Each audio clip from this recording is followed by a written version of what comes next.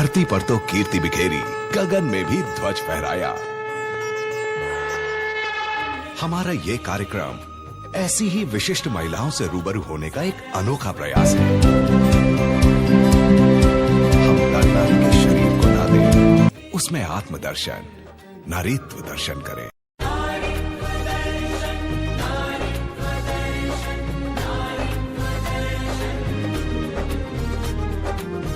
दीप में है ज्योति दर्शन, सीप में है मोती दर्शन। दीप में है ज्योति दर्शन, सीप में है मोती दर्शन। दीप में। नमस्कार, exotic web media digital channel world wide में आप सभी का स्वागत करती हूं। और exotic web media digital channel world wide presents women's day regarding women's day अंतर्गत एक मुलाकात आत्मनिर्भर नारी के साथ में हमारे शो में आप सबका स्वागत करती हूँ फिर से। और हमारे साथ है आज सूरत की जानी मानी जनरल सर्जन डॉक्टर अमी याग्निक, और वो एक सोशल एक्टिविस्ट भी है। तो अमी जी, आपका स्वागत करती हूँ। और सबसे पहले विश्व महिला दिन की आपको डी खुशहालबाई ज्वेलर्स और एक्सोटिक परिवार की ओर से बहुत बहुत शुभकामनाएं। थैंक यू जी। अमी जी से बात करते हैं कि उनकी लाइफ जर्नी जानने की हम कोशिश करेंगे आज, क्योंकि ये हमारा शो है एक मुलाकात आत्मनिर्भर नारी के साथ।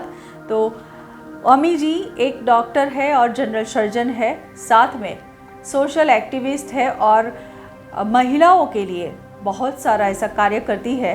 तो हम जानने की कोशिश करेंगे। सबसे पहले अमी जी फिर से स्वागत करती हूँ आपका, और आपकी लाइफ जर्नी हमें जाननी है, क्योंकि आप एक जनरल सर्जन है तो वो कैसे बनी, और जिस तरह से आप समाज के लिए बहुत कुछ करती है, समाज की सेवा करती है, तो वो भी आप किस तरह से करती है तो वो भी आप बताएंगे। लेकिन सबसे पहले आप जनरल सर्जन कैसे बनी? यामिनी जी, पहले तो मैं आपको धन्यवाद देती हूँ कि आपने ये इस तरह का शो करने का सोचा जी।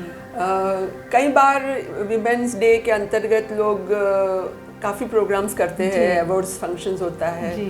पर ज़्यादातर जिंदगी मतलब महिलाओं की ज़िंदगी में झांक कर देखा नहीं जाता है। जी बिल्कुल। तो ये एक अलग तरीका है उनको सच में जानने का, और मुझे पूरी उम्मीद है कि इससे बहुत सारे लोगों को अपने जीवन में कुछ अलग तरीके से करने की प्रेरणा मिलेगी। जी जी जी। मेरी बात करूँ तो मैं भी एक आम लड़की की तरह स्कूल में जब तक थी तब तक तो जैसे एक सीधी तरह से गाड़ी चलती रही जी, जैसे जी। पढ़ने में अच्छे होते हैं तो घर के सब लोग ऐसी उम्मीद रखते हैं ना कि हाँ ये बनेगी वो बनेगी जी, तो ऐसा करके मेरे दादा थे तो उनको बहुत ही था कि घर में से कोई डॉक्टर तो होना ही चाहिए जी।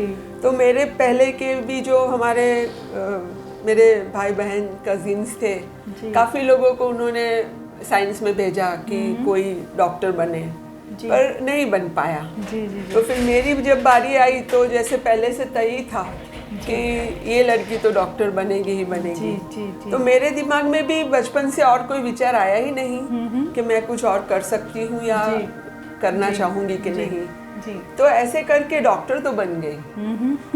तब तक मैं कह सकती हूँ कि वो तब तक के निर्णय मेरे खुद के थे, ऐसे मैं नहीं बता सकती जी, जी, जी, जी। क्योंकि बनते बनते बन गए चलो हाँ। जी। फिर जो मेरे जीवन में फिर कुछ मोड़ आया तो मैं इंटर्नशिप के लिए झगड़िया गई। तो झगड़िया एक गांव है छोटा सा, अंकलेश्वर राजपीपला रोड पे छोटा सा गांव है जी। और वहाँ पे एक सेवा रूरल करके छोटी सी हॉस्पिटल थी, और मैं 6 महीने के लिए वहाँ पे इंटर्नशिप पे गई, और वो 84 में थी, 1984 जी, जी। तो अभी जो हमारे देश में मेडिकल फील्ड है और उस जमाने में था, उसमें काफी अंतर था जी। हाँ, बहुत तो कम थे, बहुत ही मतलब गांव में तो जैसे कोई सुविधा थी ही नहीं जी, बिल्कुल सही बात है। तो हमने बहुत करीबी से देखा कि गांव में कैसा होता है और लोगों को कितनी ज़रूरत है मेडिकल फैसिलिटीज़ की जी। और कैसे कैसे लोग मरते थे। जैसे तभी वहाँ पे मीजल्स का एक जैसे एपिडेमिक था, अभी जैसे कोरोना का चल रहा है वहाँ पे, उस टाइम पे मीजल्स का था, मीजल्स की वैक्सीन उपलब्ध थी जी, है ना, उस टाइम में भी उसकी ट्रीटमेंट सब कुछ था। पर छोटे छोटे बच्चे को जैसे लोग मरने देते थे, या वो जैसे माता आई है ऐसा करके वो बोलेंगे कि नहीं नहीं अपने, और आप अपने सामने कोई बच्चा बिना ट्रीटमेंट को मर जाए, वो सिर्फ देखते रह जाते थे, ऐसा था। वैक्सीन के लिए गांव में जाते थे तो जैसे भी हॉस्पिटल की मतलब गाड़ी गांव में जाएगी, लोग बच्चों को लेके खेत में भाग जाएंगे। तो उस जमाने से ले ये सब की असर जैसे मुझे काफ़ी हुई। फिर बहुत अंदर के गांव से जैसे डिलीवरी के लिए दाई लोग डिलीवरी कराते थे, तो डिलीवरी नहीं होने पाए, मतलब बच्चा रुक गया या बहुत ब्लीडिंग हुआ, और जैसे आने के लिए कोई व्हीकल भी नहीं है है ना, तो एक गांव से कहीं नज़दीक के हेल्थ सेंटर में जाएंगे, फिर वहाँ कुछ नहीं होगा, कुछ व्यवस्था करेंगे, दूसरी जगह जाएंगे, जब तक मैं हॉस्पिटल में आएगी तो कई बार तो जैसे लाश ही बन के आ जाती है। हाँ। तो मुझे लगा कि मुझे ऐसा लगा कि मुझे एक ऐसे डॉक्टर बनना है कि जो कुछ भी कर सके गांव के अंदर भी, कहीं भी उसको रख दिया जाए तो कोई भी पेशेंट को जैसे मैं ऐसा बोलूं कि नहीं ये काम मुझे नहीं आता है, ऐसा नहीं, मुझे सब कुछ आना चाहिए, ऐसा मुझे डॉक्टर बनना है। और फिर उस सोच में से मुझे ख्याल आया कि अगर मैं जनरल सर्जन बनती हूँ तो जैसे मुझे सर्जरी तो आएगी ही, बाकी हमारा बेस होता है मेडिसिन का, गायनेक का, तो बाकी में भी मैं कुछ ना कुछ तो कर पाऊंगी। मतलब एक ऐसी भावना आप में थी कि आप कोई भी पेशेंट आए उसके लिए आप ट्रीटमेंट कर सके, और ट्रीटमेंट से वो अच्छा हो के घर पे जाए, ना कि वो बीच में ही मर जाए, ऐसा आपने बिल्कुल सोचा था। जी। तो और उस टाइम जैसे मैंने सोचा जनरल सर्जरी लेने का, तभी भी काफ़ी रेजिस्टेंस था सब जगह से, घर से लेके हमारे कॉलेज के प्रोफेसर भी बोलते थे, समझा रहे थे कि नहीं नहीं ये लड़कियों का काम ही नहीं है, आप मत लो, सर्जरी क्यों लेना है, गायनेक ले लो अगर। और अभी भी जैसे जब मैं कहती हूँ कि जनरल सर्जन हूँ, तो एक सेकंड के लिए तो सामने के व्यक्ति को क्या बोलूँ वो समझ ही नहीं आता है। और इतना ही नहीं, अभी भी कई लोग पूछते हैं कि आप जनरल सर्जन है तो मतलब क्या करते हो। मुझे मालूम है कि मेरे जो मेल कलीग्स है उनको कोई ऐसा पूछता नहीं होगा। तो और इसी सब अनुभव में से दूसरा एक जो मुझे छूता है मेरे दिल को, जो तो वो जो स्त्री पुरुष के डिफरेंसेस जो हमारे सोसाइटी में है, और उसके लिए भी मैं कुछ ना कुछ इसलिए कोशिश करती रहती हूँ कि ऐसा कुछ करो कि जिससे ये जो अंतर है दोनों में वो कम हो। और यही मेरी जर्नी मुझे पेरेंटिंग फॉर पीस के उसमें मुझे शामिल किया, जिसमें हम लोग पेरेंटिंग कैसे किया जाता है उसके बारे में लोगों को अवगत करते हैं। तो उसमें मैंने जो मेरा इंटरेस्ट का जो टॉपिक है वो कैसे हम बाल उछेर से सूक्ष्म हिंसा निवारण कर सके, वो मेरा टॉपिक है। लोग कहते हैं कि हम अगर बोलेंगे कि आप उछेर में, बाल उछेर में लड़कों लड़की के बीच में अंतर मत रखो, तो वो भी लोग सुनने के लिए तैयार नहीं है। तो उसको जैसे हम शुगर कोटेड करके जैसे बनाया जाए ना, ऐसा करके ये टॉपिक ऐसे बनाया गया कि छोटी छोटी हिंसा जैसे हम ये करो ना करो, खास तौर पे लड़कियों को हम ये नहीं ऐसा जो हम बचपन से करते आते हैं, उससे उनके मानसिक मतलब उनके ब्लॉक्स आ जाते हैं। जब हम आत्मनिर्भर करने की बात कर रहे हैं तो ये सब ब्लॉक्स को जो हमारे दिमाग में बचपन से जो आ जाते हैं उसको तोड़ के निकलना ही अपने आप में बहुत बड़ा संघर्ष बन जाता है। बिल्कुल बिल्कुल सही बात करी। और लड़कियों की बात करते हैं हम, जिस तरह से आपने बताया कि कई घरों में आज भी ऐसा है कि लड़की को ज़्यादा नहीं पढ़ाना है, उसकी शादी कर देनी है, ये सब माहौल अभी भी चल रहा है। अभी मैंने एक मदर से बात कर रही थी, लड़की होशियार थी, मेडिकल में एडमिशन मिल रहा था, उसने कहा कि नहीं हमने मेडिकल में नहीं लिया, उसको फिजियोथेरापी में डाल दिया। मैंने कहा क्यों? तो क्या नहीं बहुत लंबा चलता है पढ़ने का, फिर उसका शादी कब हो सब। तो आज भी मतलब आज भी choices- चल रहा है, तो उसके लिए भी हाँ अवेयरनेस की बहुत ज़रूरत है कि लड़की और लड़के में आज कोई मतलब वो नहीं है कि चलो लड़के को ही ज़्यादा पढ़ाया जाए, लेकिन लड़की को भी अब ज़्यादा पढ़ाने की ज़रूरत है। वो भी एक आत्मनिर्भर बने, सक्षम बने, बहुत ही ज़रूरी है अभी के नेक्स्ट जनरेशन के लिए, तो बहुत ही आवश्यक है। तो अभी जी आप हम बात कर रहे थे जिस तरह से आपकी लाइफ जर्नी की, आपने शुरुआत कैसे की और एक आज एक अच्छे से अच्छी प्रैक्टिशनर और अच्छी जनरल सर्जन है। जनरल सर्जन बहुत कम लोग होते हैं और उन्हीं में आप है कि आप सबकी सेवा करना चाहती है, सबके लिए आप एकदम तत्पर है कि नहीं कोई भी मेरा पेशेंट आए वो ऐसे ही नहीं जाना चाहिए, वो सही होके ही अपने घर जाना चाहिए। इसमें भी हमारी मेडिकल प्रैक्टिस में भी जब हम पेशेंट के पॉइंट ऑफ व्यू से देखा जाए ना जी। तो उसमें भी हम देखते हैं कि जो लेडी पेशेंट्स होते हैं वो बहुत सफ़र करते हैं। जी मतलब डॉक्टर के पास जाना तो जैसे एंड मतलब जहाँ तक हो सकते वो आते हैं ना, तो लोग कहते हैं अभी हमें बर्दाश्त नहीं होता है इसलिए हम आए। तो हमने कहा अभी तक क्यों किया, तो कि लोग कहते हैं कि नहीं नहीं ऐसा हो जाएगा, ठीक हो जाएगा, ऐसा करते करते हम लोग, और स्पेशली ऐसे प्रॉब्लम्स जो जैसे मतलब जिसे लोग शर्मिंदगी दिखाने में शर्मिंदगी अनुभवते हैं, जैसे ब्रेस्ट रिलेटेड प्रॉब्लम है या पेरियनल प्रॉब्लम्स होते हैं, तो ये सब प्रॉब्लम्स के लिए लोग सफ़र करते जाते हैं, डॉक्टर को दिखाते नहीं हैं। मुझे लगता है कि अपने आप में भी एक जो समाज में बदलने जैसा है तो एक ये भी है कि ऐसा नहीं होना चाहिए। जी जी जी, बहुत अच्छी बात कही। हम बात कर रहे थे एक मुलाकात आत्मनिर्भर नारी के साथ में, हमारे साथ ही जनरल सर्जन डॉक्टर अमी याग्निक, लेकिन और भी उनके बारे में हम जानेंगे क्योंकि एक बहुत अच्छी वो एक सोशल एक्टिविस्ट भी है, काफ़ी लोगों के लिए, समाज के लिए काफ़ी वो सेवा का कार्य भी करते हैं। तो बात करेंगे स्पेशली वो वुमेंस के लिए, उन्होंने जो अभी शायद 4-5 साल से ये आप कर रही है ग्रीन द रेड कैंपेन, वो बहुत ही अच्छा और इम्पोर्टेंट ये कैंपेन है, ओनली फॉर महिलाओं के लिए वो करती है, वो हम जानने की कोशिश करेंगे। तो मैम शॉर्ट में ब्रीफ आप बताएंगे कि ये आपका जो ग्रीन द रेड कैंपेन है वो क्या है?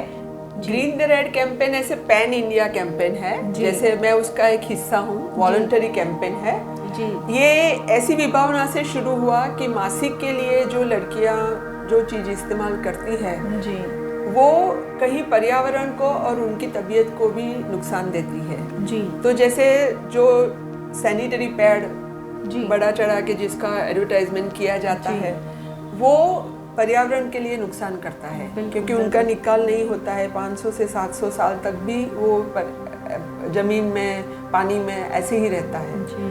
तो इसलिए ऐसे ऑप्शंस ढूंढे जाए कि जो औरत की खुद की तंदुरुस्ती को भी नुकसान नहीं करे और पर्यावरण को भी नुकसान नहीं करे जी, जी। इसलिए ग्रीन द रेड मतलब रेड डेंजर, ग्रीन हरियाली और जो सेहत का प्रतीक है, ऐसा करके ये ग्रीन द रेड कैंपेन बनाया गया है। और उसमें हम प्रमोट ऐसा करते हैं कि sanitary pad, disposable sanitary pad की बजाय रीयूजेबल कापड़ के पैड या मेंस्ट्रुअल कप का इस्तेमाल किया जाए जी। और अभी तो काफ़ी लोगों में अवेयरनेस आ रही है, acceptance change takes lot of time ji. तो जैसे मुझे लगता है कि हर धीरे धीरे करके ये समाज में जागृति आ रही है और ख़ास तौर के जो यंग जनरेशन है वो ऐसी चीज़ों को ज़्यादा एक्सेप्ट कर रहा है तो उम्मीद है कि ज़्यादा से ज़्यादा लोग ऐसी चीज़ों का इस्तेमाल करेंगे जिससे हमारा पर्यावरण और सेहत सबकी अच्छी रहे। आप ट्राइबल एरिया में भी काफ़ी काम करती है तो ट्राइबल एरिया में भी और इवन सिटी में भी हम एडोलेसेंट हेल्थ के बारे में बच्चों के साथ काम करते हैं जी। हमारा जो यूथ है जी, भारत एक युवा देश माना जाता है तो हमारा जो यूथ है वो तंदुरुस्त रहे, बिल्कुल ये एक नेम है।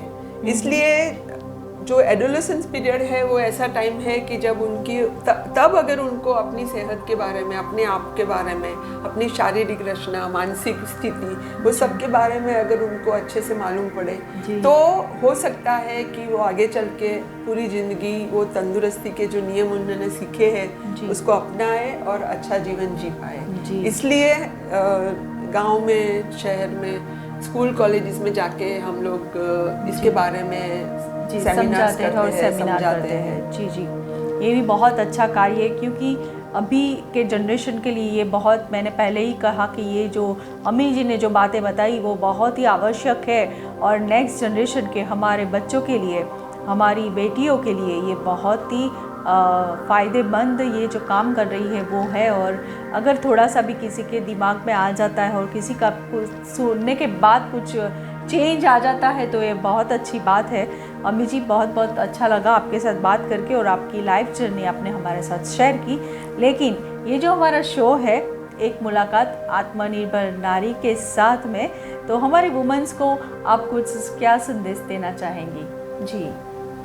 सबसे पहले तो मुझे लगता है कि अपने आप में एक कुछ होना चाहिए जी। अंदर का कुछ आवाज़ हम जी। सुने और उसकी ओर चल पड़े जी, तो ही कुछ बन सकता है। बिल्कुल सही बात है। तो सबको जैसे अपने इनर वॉइस जो है उसको सुनने की और जी। उसके ऊपर काम करने की आदत डालनी चाहिए। जी, जी, जी। और मुझे लगता है कि हमारा समाज जो है वो उसके बारे में उसको एक ऐसा प्लेटफॉर्म दे, उसके जो रोड ब्लॉक्स है वो जितना जी। कम हो सके जी। उसमें कुछ मदद करे, जी, जी, ताकि हर औरत क्यों, मैं तो मानती हूँ हर इंसान ही हर क्यों ना इंसान। अपना आत्मनिर्भर बन के आगे चल पड़े। जी जी जी जी जी।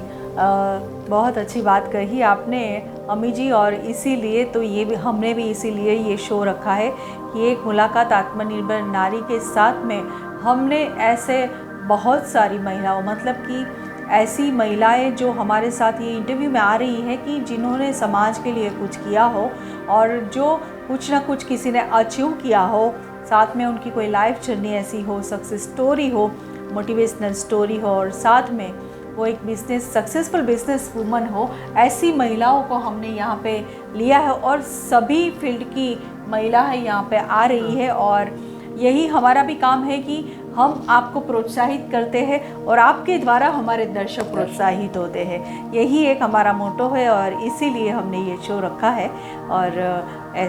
और भी बहुत सारी महिलाएं हमारे साथ जुड़ने वाली है, लेकिन अम्मी जी फिर से आपका स्वागत और सम्मान करती हूँ, और बहुत बहुत धन्यवाद आपका। तो मिलते हैं एक मुलाकात आत्मनिर्भर नारी के साथ में नेक्स्ट एपिसोड में, लेकिन तब तक हमारे साथ जुड़े रहिए exotic web media digital channel world wide में, फेसबुक, यूट्यूब, इंस्टाग्राम, वेबसाइट, सभी जगहों पे आप हमें फॉलो कीजिएगा। आपको बहुत कुछ नया जानने के लिए मिलेगा, तो जुड़े रहिए हमारे साथ। Thank you.